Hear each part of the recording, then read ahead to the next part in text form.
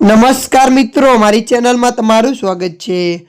મિત્રો, ગાંધીનગર જિલ્લાના દેગામના જાગગામમાં 106 બાળકોને ફૂડ પોઈઝનિંગની અસર થઈ હતી। જાગગામમાં જેમ દેસાઈ સ્કૂલના બાળકોને ફૂડ પોઈઝનિંગની અસર થઈ હતી। સ્કૂલની હોસ્ટેલમાં ભોજન આરોગ્ય બાદ બાળકોને આંખે ઝાંખું દેખાવાની સમસ્યા થઈ હતી। 225માંથી 106 બાળકોને ફૂડ પોઈઝનિંગની અસર થઈ હતી। આ તમામ બાળકોમાંથી 12 બાળકોને અસર વધુ હોવાથી સારવાર માટે ગાંધીનગર સિવિલ ખાતે ખસેડવામાં આવ્યા હતા।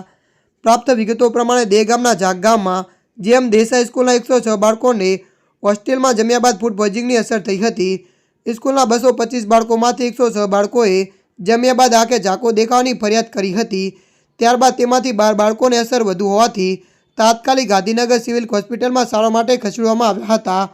હોસ્પિટલમાં બાળકોના સેમ્પલિંગની કામગીરી કરાઈ હતી। બાળકોએ પેટમાં દુખાવો અને આંખે ઝાંખું દેખાતું હોવાથી ફરિયાદ કરી હતી।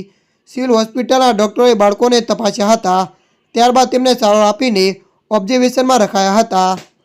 ત્યારે મિત્રો, હાલ માટે આટલું। મળીશું નવી અપડેટ સાથે। જો તમને અમારો વિડીયો પસંદ આવે, લાઇક, શેર અને સબસ્ક્રાઈબ કરી નાખજો। ધન્યવાદ।